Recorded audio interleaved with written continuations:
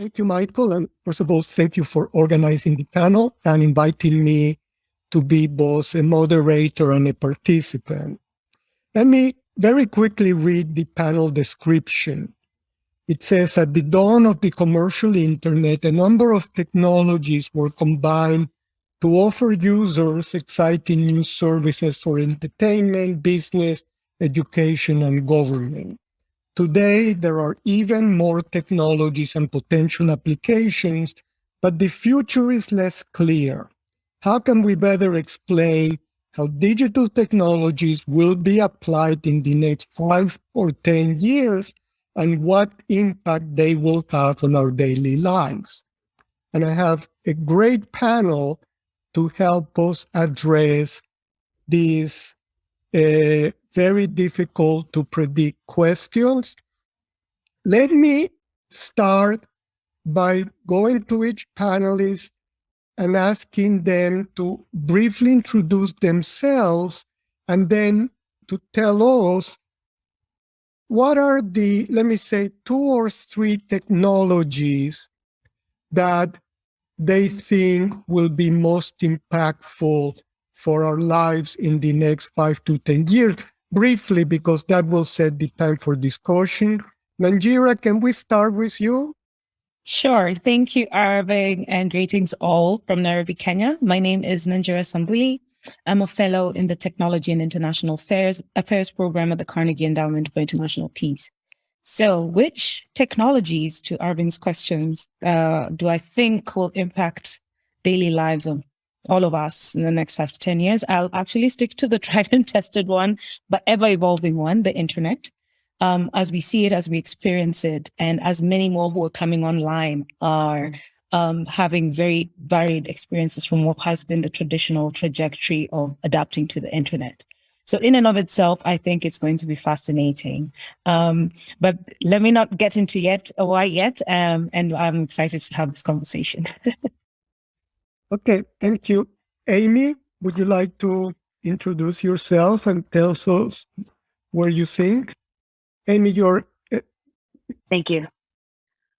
Yeah, I've had a few careers over the course of the last 20 years. All of them have been at the intersection in some way of advancing information technology and social institutions. I worked in national security for a long time and information warfare. My last position there was as the chair of information integration at the National War College. And for the last 5 years or so, I have been working much more in the realm of futurism and foresight. First as the CEO of the World Future Society, and more recently with my own company, Prescient, and as a professor at Georgetown University. The issue I thought I would raise, and which I believe is under-discussed, if not totally novel, with significant governance ramifications, is what I will call the internetification of our bodies.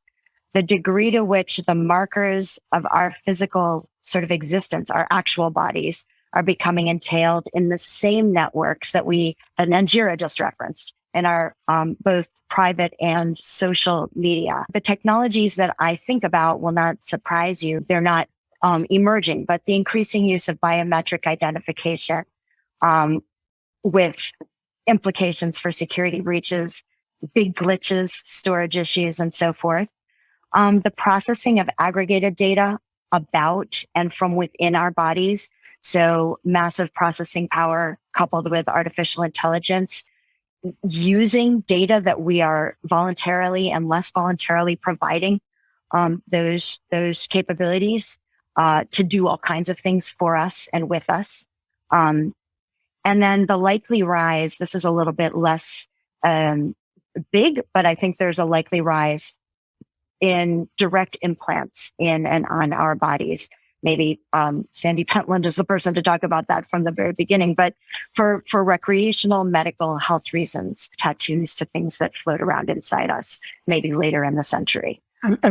Amy, let me clarify something. I really like the term internification of our bodies. I hadn't heard that term before, and I'm assuming that you're including our physical bodies as well as our brains when you talk about internification. Am I correct? Correct. I mean it in the most tangible, physical way. That literally the same, sometimes public internet or simply cloud-enabled private internet is running through us the same way it now might run through my washing machine, through my yoga app, through my Twitter account, through my TikTok account, the list goes on, through my doctor's office, through my restaurant reservations, and so on and so forth, through my work environment.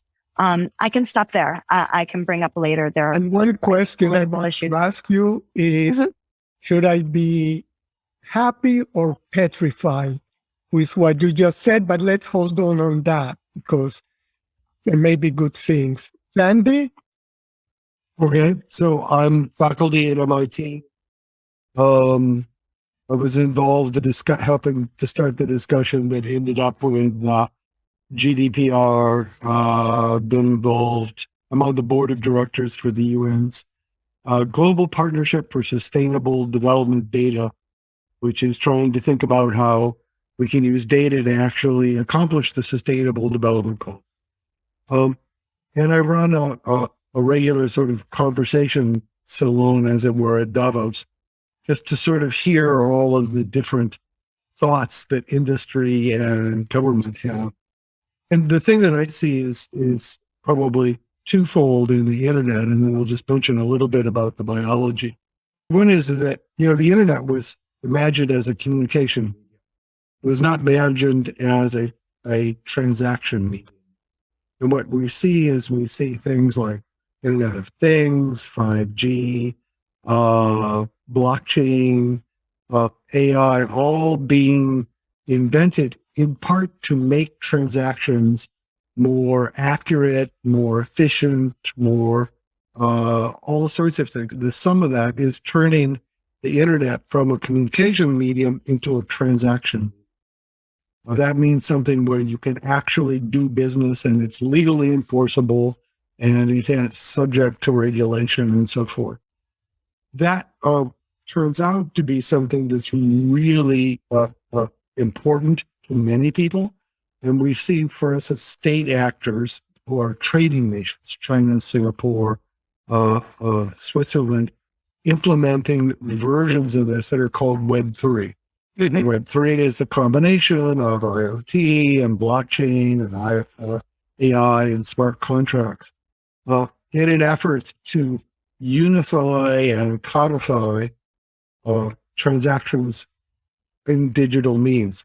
And of course, they have very different theories about the legal framework under which this would happen. So you want to pay attention to it because you prefer probably to have a sort of more Western accountable version of it than perhaps some of the others.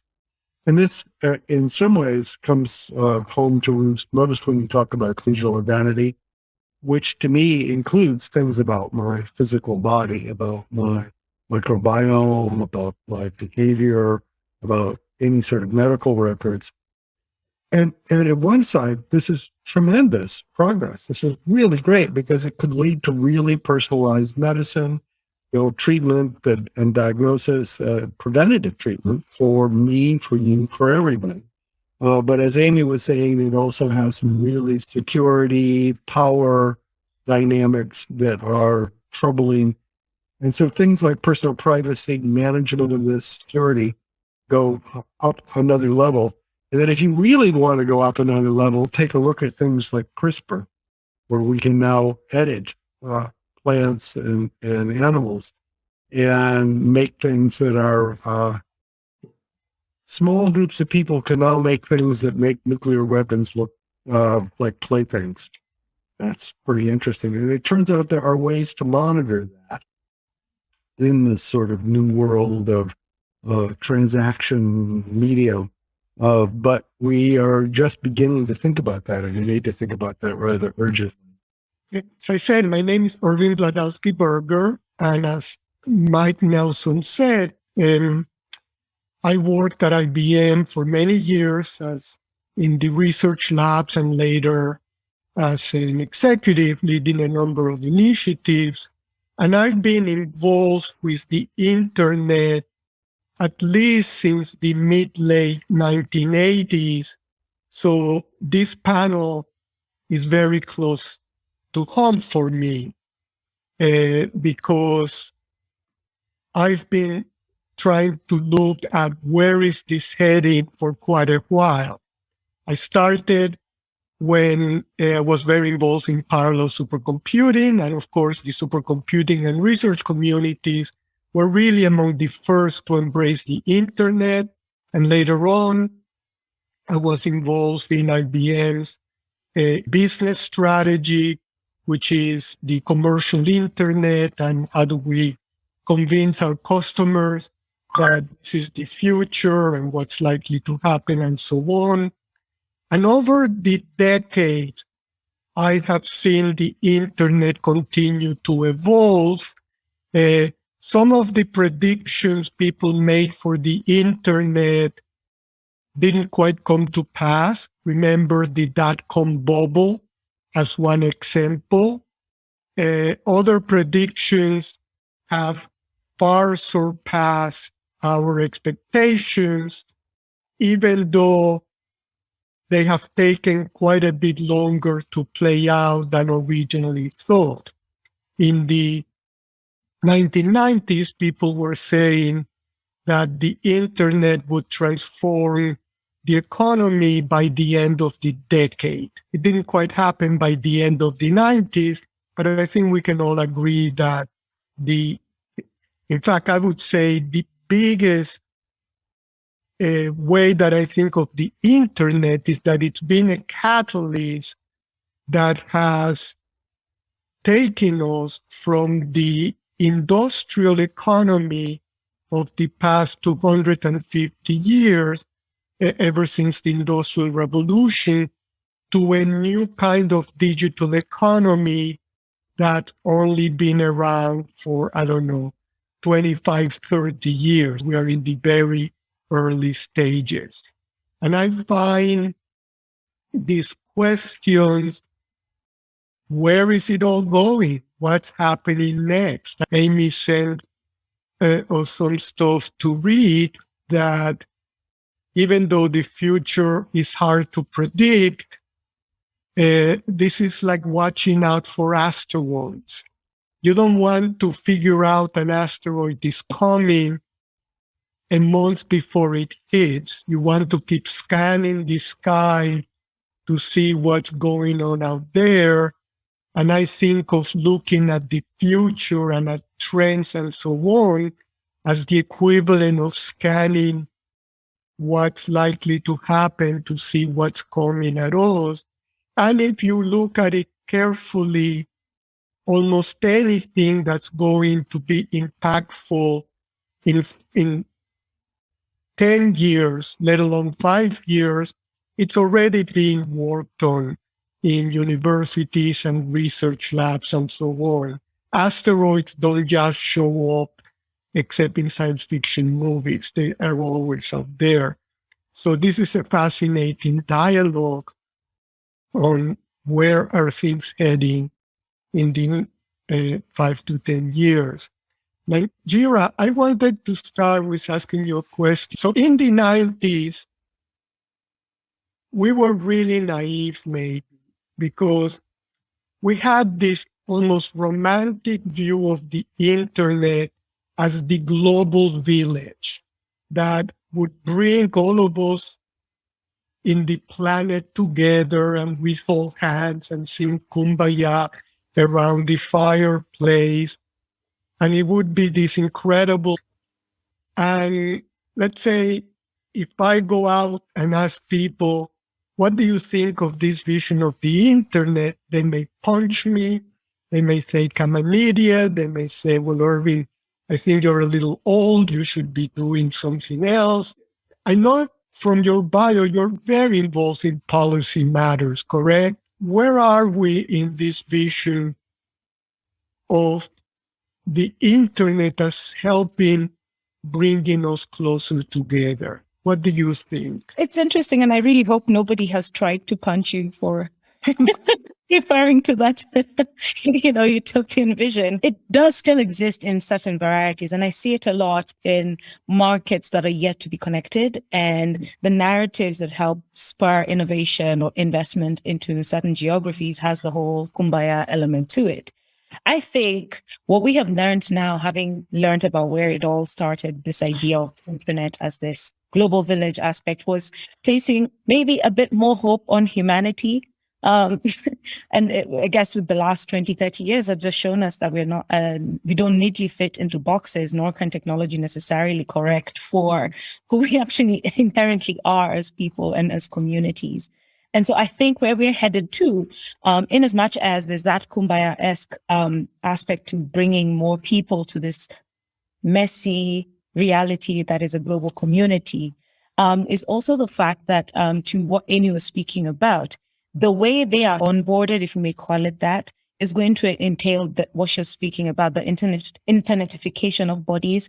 And another phrase heard used is datification of the body. So, for example, for somebody who's coming online, probably for the first time in a setting that probably is administered by humanitarian societies, which is a new reality in many parts of the world, you might find that your biometrics will have been collected at some point to get you, say, access to bundles or a device that connects you. There's a very different entry point for different communities based on where you are on this trajectory that we need to keep an eye out for, and to help qualify the sort of pivot of the kumbaya narrative about global community or connecting more people. Because going forward, we'll keep hearing numbers about X% of Africa or Asia is connected, but under what terms and conditions are they being connected will be very important to keep an eye out for. Nanjira, it's interesting. One of the things that the narrative is out there is that the internet and social media in particular are responsible for the massive polarization of people around the world. We see, Sandy, Amy, and I see, or in the US, in the panel this morning that I said it was really good, they had a little bit of a different view, which is, if you look at media before the internet, it was very polarized. If you look at newspapers, let's say in the US, from, Thomas Jefferson days and Adams, they really went at each other with a vengeance. And that what the internet has done is surface the polarization that has been there all along. But they also said when you do surveys, a lot of people, they know there is all this polarization, but they ignore it. They use it to interact with friends and families, and they know there is all this stuff out there. But it's what gets all the press, the bad stuff, just like you turn on the news and people don't say, what a pretty day, airplanes landed fine, they say there were horrible accidents and so on. Maybe it's not as bad as we think. What do you think, Nigeria? And especially, tell me from the point of view of here you are in Kenya, you are in Africa, hopefully the positive economic enablement that the internet can have for a lot of people. What's your view? My view, first of all, it's really interesting. A decade ago, when we were looking at the uptake of internet use and social media use in Kenya specifically, it happened to coincide with one election cycle. And very quickly, those of us who understood the political economy in which we exist tried to bring together a study to basically challenge the prevailing narrative that internet to everybody leads to flowery conversations and so on and so forth. So we were very steeped in our political economy in assuming or in qualifying what the internet and social media could do. It's interesting to see that now, a decade later, that now seems to be understood globally. It's just to say, I think both things can be true. I think there are the aspects of polarization to it. And in many cases, sometimes they also hinder what could be the positive economic aspect that you're speaking about.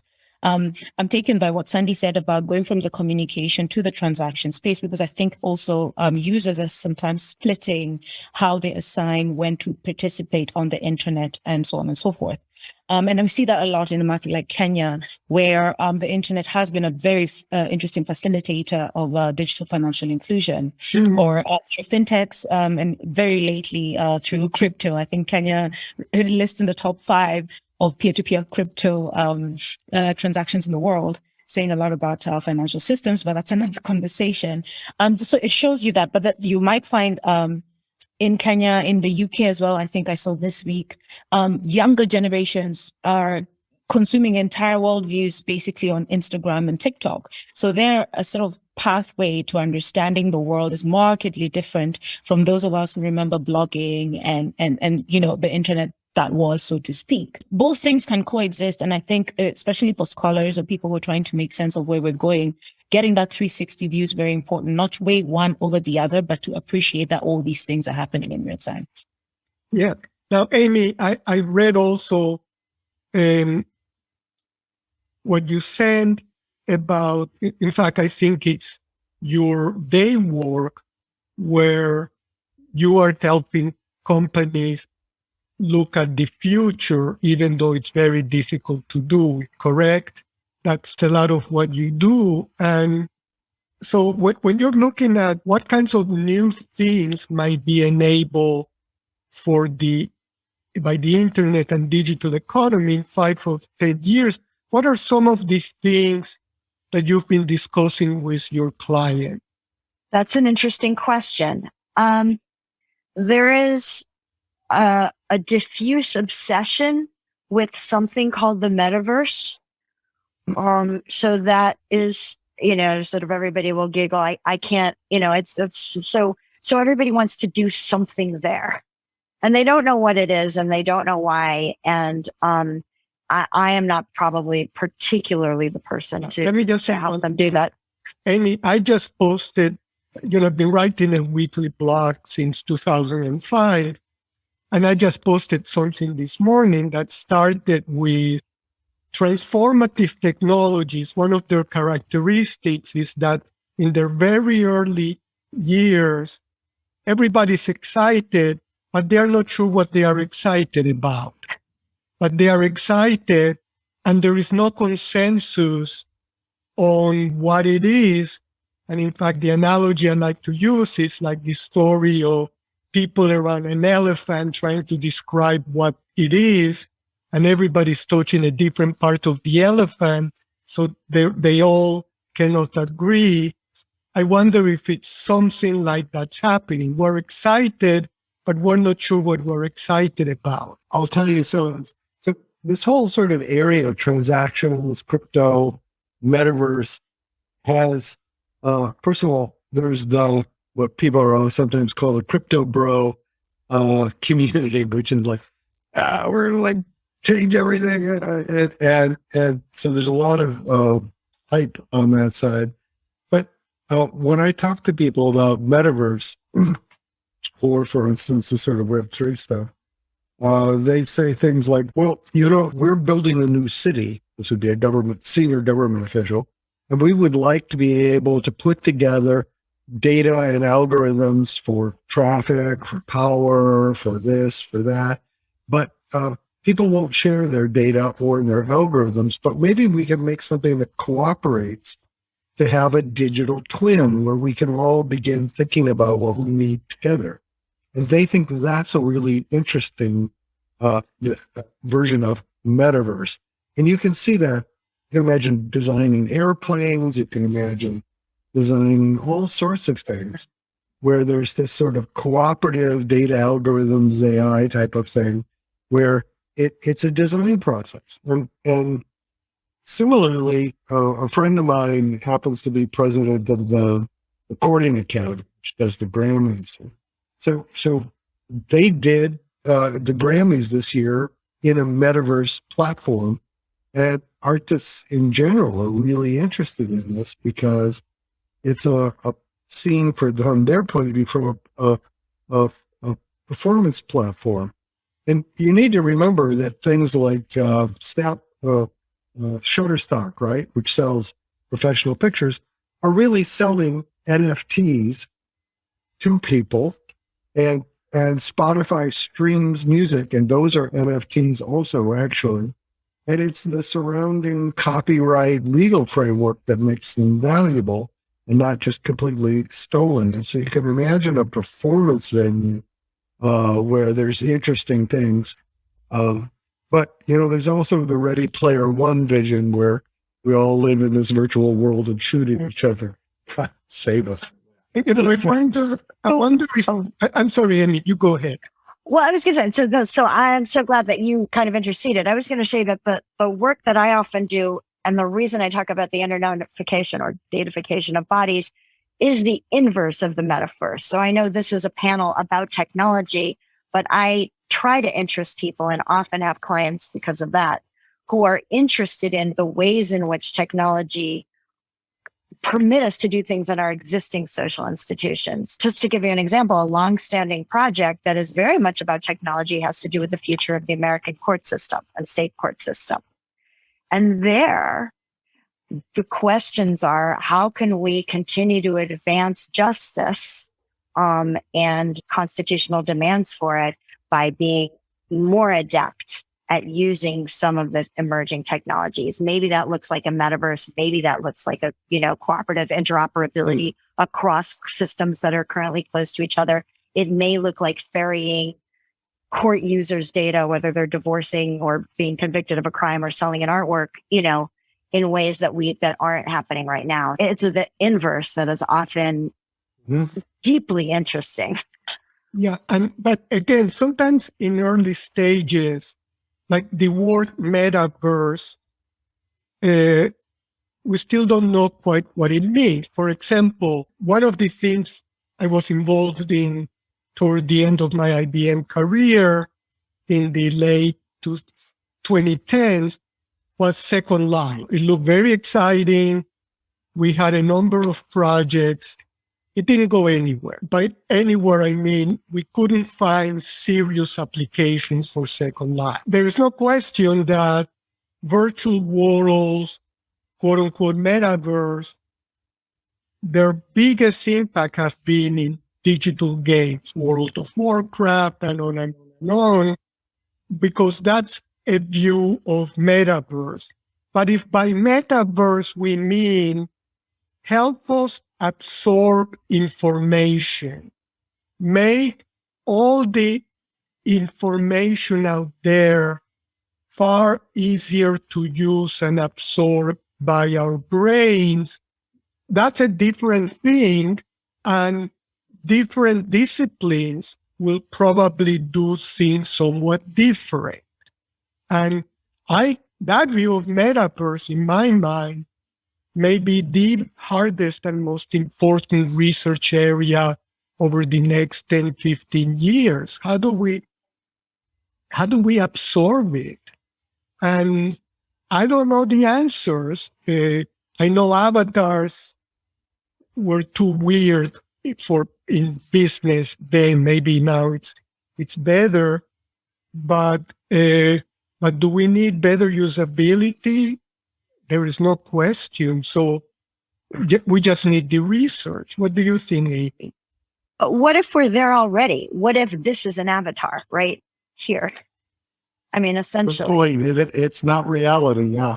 But it's a great avatar because unlike the Second Life avatars, where, I don't know, I was running around, I don't know, with a Pedro Martinez baseball shirt, Irving, and if this is metaverse, I will spend the line. Amy's point is that the sound has been processed, the sound a little differently, a little better.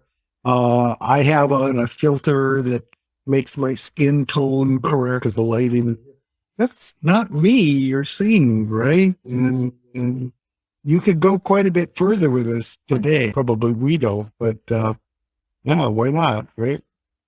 Well, that's, and you can even say that if this is metaverse, it's been wildly successful the last 2 years because it allowed. Bad reasons. No. Think about a lot of Other technology that's already here are these augmented reality things. Everybody runs around with these little speakers in their ears, little earphones, and their phone will tell them, turn left at the next light, right? That's an augmented reality. It's not, it's mixed digital. So you can imagine going quite a bit further with that. Her name is Amy, right? Because I'm not so good with the names, right? Those sorts of things. And now you're beginning to see finally some glasses that look like glasses. They don't look like weird freak show things that have, like little go this way, their name is, etc. And where is that going to go? Right?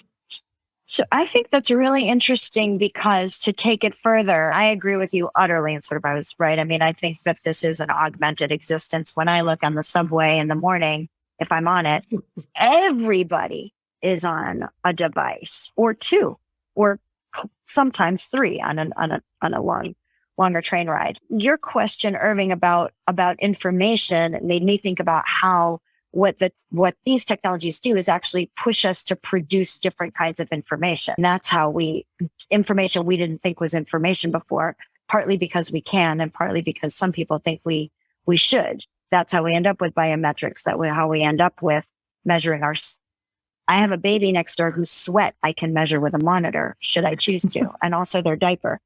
Daily things. We all might sit at a table now and look something up on Wikipedia because we can, and we don't have to run to a dictionary.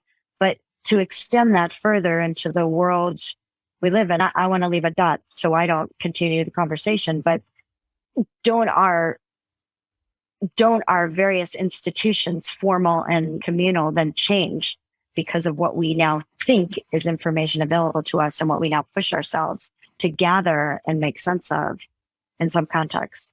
Yeah, so let me, to your point, I like that where you and Sandy are taking this, which is a very pragmatic, optimistic view. And let me tell you one example. I'm a little older, and every so often, a word that should be at the tip of my tongue has escaped me.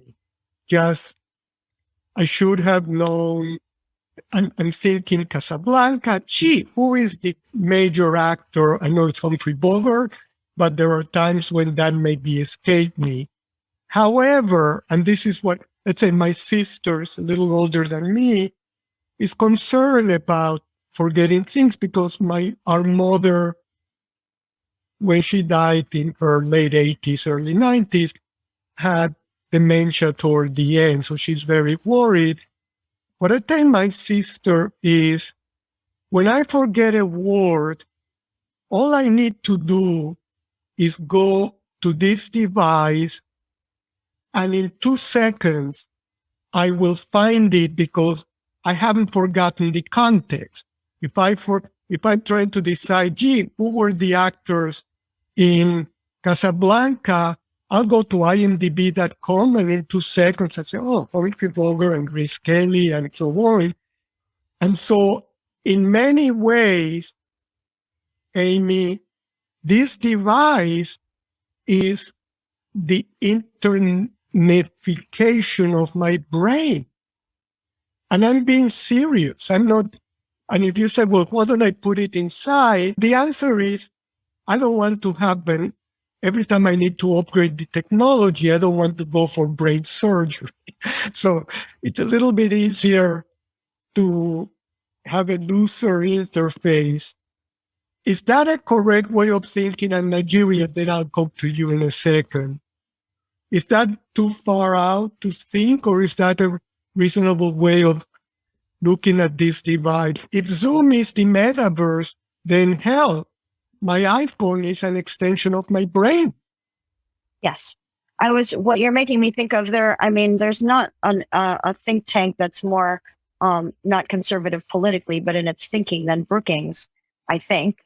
And they put together a report a few years ago about the real need for sort of cyborg law.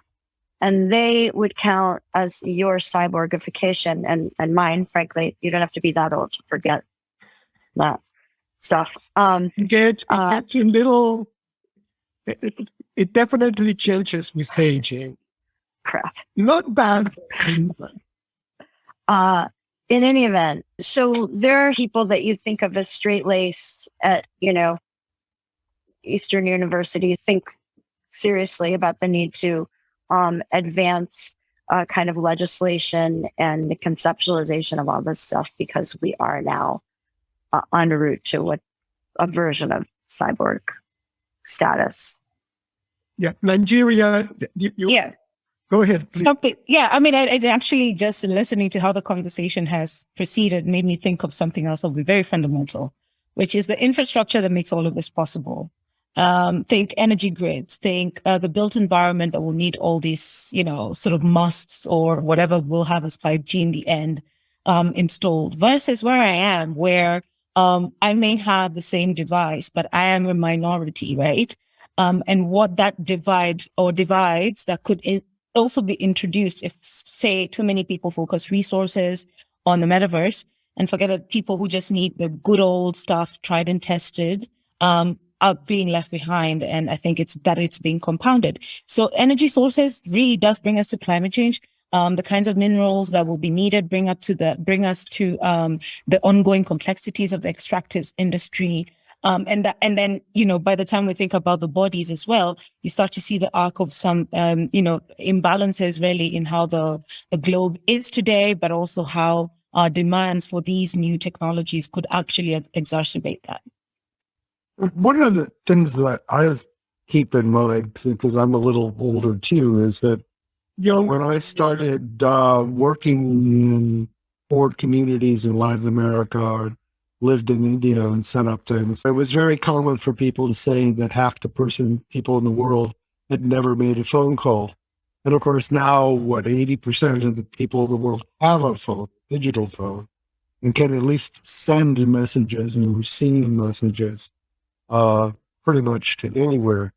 And that's happened in a way that's interesting, because it's much less energy intensive to set up cell towers, as bad as they are, than it is to set up telephone poles and copper wires. There's been this revolution, which has been enormous inclusivity. It's not everywhere, of course, and enormous resource and energy efficiency gains in this sort of stuff. And the question to me is, well, okay, that's a really unique thing in the entire history of humanity.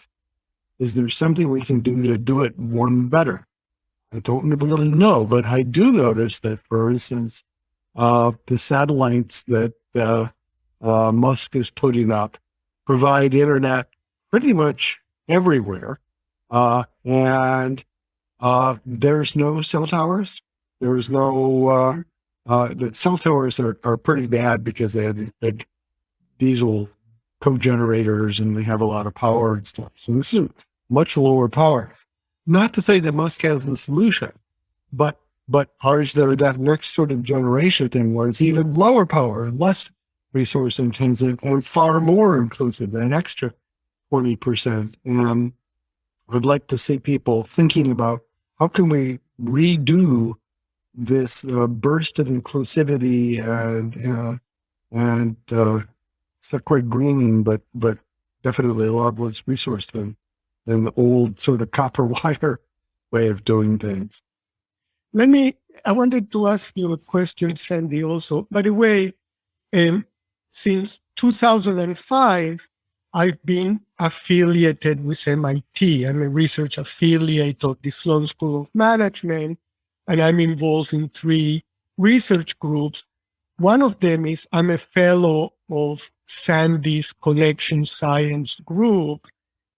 And hanging around Sandy, I've learned a lot that one of the most important impacts of AI and data is computational social sciences.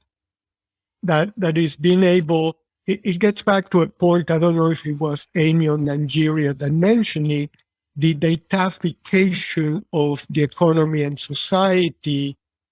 And Sandy, do you want to just briefly talk about where you see things going in social physics? Well, let me just sort of say that. So one of the things, of course, that has happened is that suddenly there's data about people everywhere, everything from how much you walk to your heart rate to where you go to who you call. And that's an enormous privacy and security problem. But it also, from a science point of view, is an enormous asset. And that's what the current Sustainable Development Goals seek to harness. So, during COVID, you could see the disparate impact of COVID on different communities. The communities that were worse were the ones who had jobs in the rich parts of town. And when everybody started working from home, they were out of a job. It was, this is in many, many countries, not all countries. It's just, you can begin understanding the sort of complexities of society. For instance, another one that we're sort of involved at the moment is people build roads and optimize roads to optimize travel time. But is that travel time for everybody? Is that inclusivity? Does that give opportunity for travel for the poorest communities? And the answer is no, absolutely not. Because they take that people with cars today and they say, well, let's make their travel time less. And so what we're trying to do and successfully and say, well, look, when you think about new infrastructure, you have to think about the social impact, and you can actually measure it, and you can tell whether you're doing good or bad, and you need to do that. And similarly, with ESG, right? So sustainability management. It's all nice and safe to say we should do these things, but unless you have data about it, real time also, because it varies from moment to moment, you can't actually hope to achieve a lot of these things. I'm an advocate of data-driven policy. And what's really interesting is that there are ways of doing that without endangering individual privacy very much. That's where it ends there, right? No more than the existing census. And so I like to talk about in sort of rich census. And I hope that at some point, as our UN report said, no person will go uncounted. We will really be able to say what is the impact of its technology in a science-driven way. And that's the dream of computational social science. So let me stop because Mike Nelson is telling me that we have a few questions from the audience. Mike, can you come on and ask the questions? Thank you, Irving. Thank you very much for a very interesting and wide-ranging conversation. Let me try to push into a new area. We have a question on the chat from Zoe Filomeno, who asks, wasn't there a collaborative project with a museum in Second Life where the players could interact with the art and the sculptures there? And let me broaden the question. New technology tends to be used for business, for warfare, but ever since the Bronze Age, new technologies have been used for art. Bronze was used for spear points and for sculptures. Does anyone on the panel have any thoughts on how the technologies we're talking about might transform or enhance art and maybe even create new forms of art? Who wants to? Amy, yeah. Well, I had 3 immediate responses. One has to do with the phenomenal stuff that I have seen. So this is anecdotal in museums. I think museums are doing amazing things, creating opportunities to augment your experience. They can surround you with multiple sensory experiences. They can, in very basic ways, simply add to your information or enjoyment. I think museums are an interesting institution, and possibly educational institutions are as well. The second is maybe not the answer you're looking for at all, but I have been pondering the sort of question of, well, what does it mean that actually computers, for shorthand, can produce really good music, can produce new music, can produce new art, can produce fused forms? And does that mean that like humans are out of the basic job of the humanities? And for me, the interesting answer, having come out of degrees in literatures, there's actually always been found art, like a piece of driftwood or a grocery list looking like a poem. And the way in which you know it's art is by applying sort of human interpretive intelligence to it. I actually think there's an interesting philosophical space to interact with AI produced creations that is fun. And I've talked for a long time and forgotten my third point to your earlier discussion. So I'll just stop there. Maybe it will come back. Well, we've worked with a variety of artists to be able to make their art more visible, to make it a paying job, as opposed to something that's, commodified by somebody else. And they're very excited about not Ready Player One complete virtual reality, but these augmented experiments. We've been doing museums for years where special glasses that walk around and you can see things. There's a whole bunch of things that happen, and so I think that's really, really interesting. The things I've seen interesting about music and art and literature with sort of AI is joint creation. People use some of these things to generate snippets, to elaborate things. It's like having a jazz band where some of the people in the jazz band are not people. And what comes of that? And it's an interesting thing to think about because, first of all, who owns that music? Might be completely. Might be that the person who did the algorithm owns things. But the other thing is that does it take you out of the human sphere? You now get music that's both for humans and something else? There's philosophical questions where this takes society. Nanjira, do you have any thoughts on this? Just to say again, I think always about West to Rest models. For us here, the conversation on museums is markedly different because museums signify our art taken from us often and then taken far away from us. But it's interesting to see the use of the internet actually to have these conversations. And in fact, has led to very interesting projects. One of my favorites is a Museum of British Colonialism, which is entirely virtual, but is run by, Kenyan scholars, young scholars, who are very interested in sort of recreating the history of what happened in this part of the world. Not that they're going to create a museum, but that the virtualization of it as an instrument of memory is very fascinating too. One of the things that came to mind as I think Sandy was answering is something that I read recently and wrote about. As you may all know, a few years ago, Google's DeepMind developed deep learning algorithm that was able to defeat the world's champion in Go, the game Go. And nobody expected that to happen. And there was a research paper not too long ago that said this transformed Go because from then on, every Go champion trained by playing against the computer champion. And as a result, they got better. This is a good example of the collaboration of this Go champion making the human Go players better.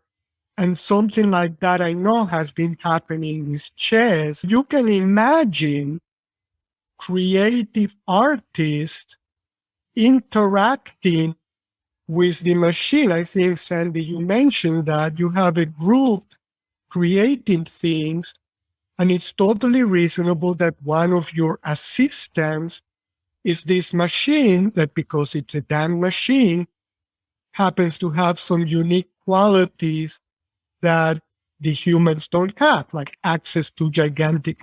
So So the innovation has to come from the human artist who is going to figure out how to leverage this collection of machines and whatever to create something that the machine then is a player. That sounds very interesting, but again, it puts the onus on us, the humans, to understand how to use the machine as a tremendous assistant. Mike, do you want to go ahead to the Yeah, next? let me see who in the room here wants to ask questions. Take the roving mic. Got a couple more questions as well, but let me ask this question of you. Here in Washington, we often talk about the nightmare scenario. I want to flip that around and ask about the unincredibly optimistic, I couldn't believe it could ever happen scenario. So if you're thinking about the internet in 2030, what would that world be like? Sort of the most fantastic dream you could have for the internet that we're building. Nigeria, why don't you go first since you're the youngest? I was really trying to out as far out. I know. I'm really trying here. Mike has stretched my brain because unlike him, I don't veer much towards optimism. My think though, never could have happened scenario is at least we don't get to more harms. I think for me at this point, mitigating, closing the dam of harms is enough. Because the truth is, before we get to the optimistic versions, we have to deal with the messy reality of all these things we've been talking about today. At least I think if we're a bit more aware and mindful design and deployment of technologies in the next decade, I'll take that as a win. Amy?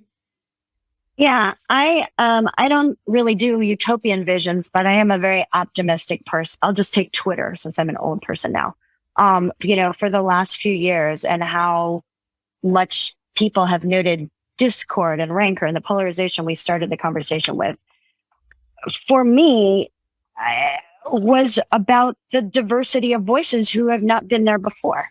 Every time there is a political advance in bringing more people and more histories into some given room of a country or a system, there is a period, sometimes enduring, as showing up in the United States, of challenge.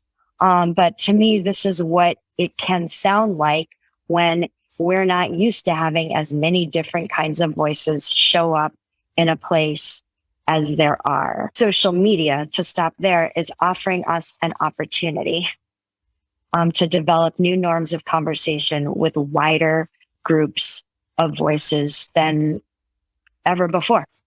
So, I'm sort of a technical optimist with asterisks, because obviously there are bad things that happen. But I just point out that in the last 20 years, the number of people who are included in the conversation has gone from something like 30 or 40% of the world's population to something like 80% of the population. That's momentous. That has never happened. Similarly, the number of people living in extreme poverty has dropped from has more than halved. The number of kids dying before their first birthday has gone down by a factor of 10. And all those things are, to a substantial degree, a consequence of better communication across countries to individuals, better access. And the challenge now is how to solidify those without the bad things, but also how to extend that to get the remaining people that are living in extreme poverty, the remaining people that don't have a voice, and to move on in a way that is that level of inclusivity. That's the perspective I look at it. And I see that one of the biggest things that has happened is that suddenly data has become this critical resource everywhere. And that's both horrible and bad. And I'll quote the president of China, Xi, as saying that data is now a new asset, primary means of production, like capital, like labor. Think about a leading voice, Marxist voice, it's focused on capital and labor, is saying there's now a new kid on the block. That's amazing. Our charge is to make use of that new resource, new primary means of production, which I think I can pretty sizably argue has seen a revolution in inclusiveness and reduction in poverty in the last 20 years. Been a major force at that. Now what we need to do is we need to protect privacy, security, extend inclusiveness, and so forth. But I don't know exactly what's going to happen. But the truth is, in terms of kids or people dying of starvation and of preventable disease, we've done a really bang-up job. Yeah. Not because of government policy so much, but because of the introduction of these new ways of communicating. Yeah. And I think that we should remember that when we talk about the dangers. We talk about the dangers is that it's also possible, demonstrably possible, in our lifetime of all the people, to do some really good things. In fact, Harvard professor Steven Pinker has been severely criticized because he's been writing that the world has been getting much, much better over the past, let me say, 50 years, citing decrease in infant mortality, decrease in maternal mortality, life expectancy, on and on and on and on. And then, I don't know, people say, Steve, you don't know what you're talking about. Look at January 6th. I think we can... We've had bad with the good, right? Yeah, but we can... But I think you should remember that having tens of millions of kids die every year is a lot worse than January 6th. No question. You know what? I'm not even going to argue with you about that. No. But similarly, if you've ever been in a village, ever lived in a situation of extreme poverty, you understand that's an insult against humanity. Yeah. An insult by those who have against those who don't have. Yeah. And again, I won't even argue with you. That's the reduction in that is comparable to some of the other things. Not that the other things are bad, are good. Of course they're bad. Yeah, but there's no... But as someone who was involved in setting up the Millennium Development Goals in 2000, and then the Sustainable Development Goals, we had these like crazy dreams. Everybody said, you're crazy. You'll never do that. And guess what? It happened. Not completely, not as much as we thought, but a heck of a lot more than we hoped. Mm-hmm. Michael, we have a question here from the floor. Hand it to Steve Delabianco, who was on the panel you mentioned. He was one of the speakers earlier in the day. Thank you. I really appreciate the perspective you're giving here today. Irving, early on, you said you felt naive for having once believed the internet would really connect everyone around the world. Only a futurist would give themselves an F for not predicting the fragmentation. But everything else you've talked about today indicates that there are more and more ways to connect. You've talked about some downsides on personal space and privacy, but I would like each of you to comment on whether you think the world will become more or less connected to each other in the next 5 years. Thank you. Nanjira, let's start with you. What do you think? Sure. I mean, we'd love to have people more connected to each other. But, something Amy spoke about, which has also always been my North Star, is social media bringing us together, and especially Twitter. But how algorithms have suddenly been trained to keep us in bubbles is we're just so close, but so far at the same time. So we're all tweeting in the same space, but never have people been more misinformed or uninformed about each other. With technology that should put together. There's that little missing link that is not insignificant anymore. But I think once we also account for that and maybe put a lot more pressure on how these companies can be held to account and how they can explain how these algorithms that are being deployed more and more inform or influence the information environment, then maybe we can get to a place where people start to feel more connected. Also, just because this is the decade, I feel, that has started with an opening salvo that is a pandemic. So a lot of stories about humanity have really gained a new credence over and above the big jargon that we may use. And so people having platforms that enable them to do that, I think, is really something we must keep an eye out for and hope for and work towards. Amy? Yeah, this was you gave me a nice segue, Nanjira. I don't have an answer. I think that we're in the midst of a paradox, and it's this. On the one hand, there is such a thing as global identity now, which did not exist maybe in 1950 and 1960, a function partly of the internet and just of advancing information technology in general, including satellite television in the 90s. Now you can care about the globe and the climate in Brazil and the Me Too movement in Nigeria and the George Floyd in Lebanon and so on and so forth. That's amazing. We're visible to each other. And then I didn't listen to the conversation, but that is juxtaposed against the effort to actually decouple infrastructures or fragment infrastructures and pull people's communication worlds apart by states. Those are just sort of the two big, that's the battle to me, is whether identity in the world manages to in some way sway the tendency of states to start trying to pull their infrastructure apart. I think that's a really key issue, particularly from a war and peace perspective, as well as a perspective of sustainability.